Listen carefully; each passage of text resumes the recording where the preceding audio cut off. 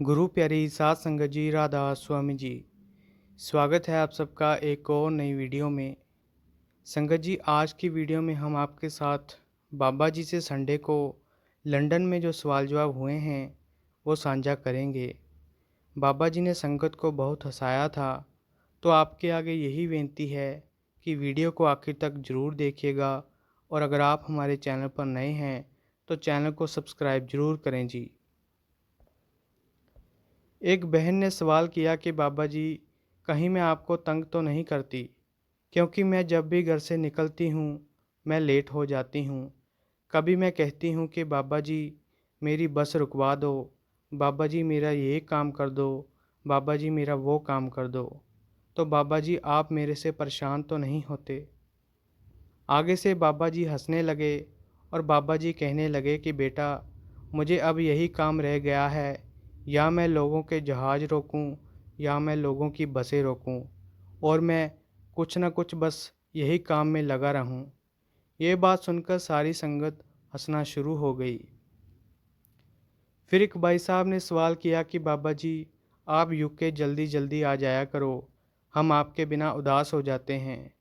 आप ज़्यादा time India में ही रहते हो, आप यूके क्यों नहीं आते? बाबा जी ने कहा बेटा मैं ऐसा करता हूँ कि मैं यूके में ही पक्का रह लेता हूँ, मैं अब इंडिया जाऊँगा ही नहीं। तो आगे से उस भाई ने कहा नहीं बाबा जी, वहाँ पर भी संगत होगी, फिर वो भी उदास हो जाएगी और आपको याद करेगी। बाबा जी ने कहा बेटा मैं यहाँ आता हूँ तो इंडिया वाले कहते हैं इंडिया आ जाओ, जब मैं इंडिया जाता हूँ तो आप लोग कहते हैं कि यहाँ आ जाओ। तो बाबा जी ने कहा बेटा मेरे को जीने दोगे कि नहीं जीने दोगे? ये बात सुनकर सारी संगत हंसना शुरू हो गई। फिर एक लड़के ने सवाल किया कि बाबा जी अपनी बीवी की बात कैसे सुने, कैसे हम उसका कहना माने, और हमें क्या करना चाहिए? बाबा जी ने कहा कि बेटा कोई भी इस दुनिया में अपनी बीवी को आज तक समझ नहीं पाया है। बाबा जी ने कहा बेटा इसलिए आप चुप करके उसका कहना मानते रहो और तुम कुछ भी नहीं कर सकते। और जब ये बात बाबा जी ने बोली तो सारी संगत हंसना शुरू हो गई। फिर किसी ने बाबा जी से सवाल किया कि मैं एक होटल में काम करता हूँ, वहाँ पर जो मेरी ड्यूटी है वो फ़िश काटने की है। बाबा जी फ़िश पहले से ही मरी होती है, तो क्या उनको काटने से हमारे कर्म बनते हैं? बाबा जी ने कहा कि बेटा चाहे फ़िश मरी हो, लेकिन जब भी हम उसको काटते हैं तो हम भी उसके पापों के भागीदार बन जाते हैं। तो बाबा जी ने कहा कि बेटा आप कोशिश करो कि आप जॉब चेंज कर लो। बाबा जी ने कहा बेटा धीरे धीरे कोशिश करो कि आप अपनी जॉब को चेंज कर लो। फिर एक बहन ने कहा कि बाबा जी मेरी जॉब केयर होम में होती है और वहाँ पर मुझे मांस वगैरह बच्चों को खिलाना पड़ता है, और इसी तरह ही मुझे पीआर मिलेगी। तो अब बाबा जी मैं क्या करूँ, मेरे कर्म तो नहीं बनेंगे। बाबा जी ने कहा कि बेटा मैं जानता हूँ कि इंग्लैंड में इतनी जॉब्स नहीं हैं, और वैसे भी पक्का होना भी बहुत ज़रूरी है, और यहाँ जॉब्स मिलती भी नहीं हैं। तो बाबा जी ने कहा कि बेटा कोई बात नहीं, आप सोच समझ कर चलें और बस अपने फ्यूचर के ऊपर ध्यान दें। फिर किसी ने सवाल किया कि बाबा जी मेरे से कोई गलती हो जाए तो मेरे को माफ़ करना। बाबा जी ने कहा बेटा कोई भी आपको माफ़ नहीं कर सकता।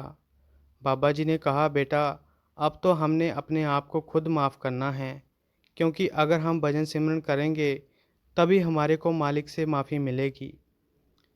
फिर किसी ने सवाल किया कि बाबा जी मेरा भजन सिमरन में मन नहीं लगता, तो मैं क्या करूं?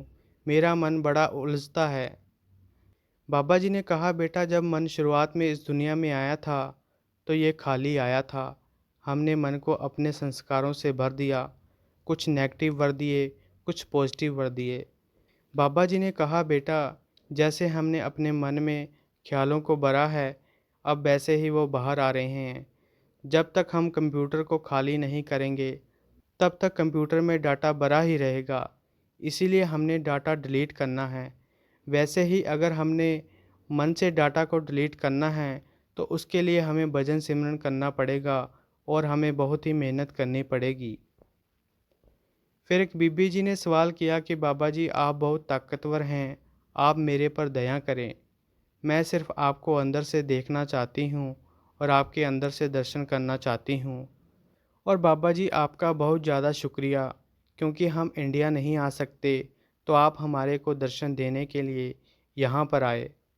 फिर बीबी जी ने कहा कि बाबा जी जब आप रोम गए थे तो मैंने आपके वहाँ पर दर्शन किए, तो उसके बाद मैं काफ़ी ज़्यादा अंदर से स्ट्रॉन्ग हो गई थी और मुझे उम्मीद भी नहीं थी कि मैं रोम जा पाऊँगी और आपके दर्शन कर पाऊँगी।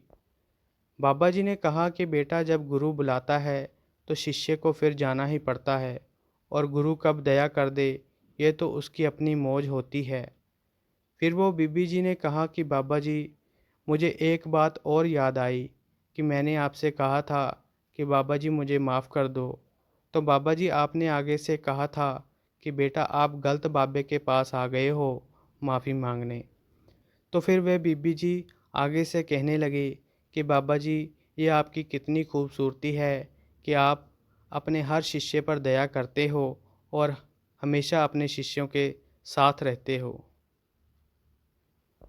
तो संगत जी ये थे कुछ सवाल जवाब। अगर आपको ये वीडियो अच्छी लगी तो लाइक शेयर और कमेंट करें और चैनल को भी सब्सक्राइब ज़रूर करें जी। राधा स्वामी जी।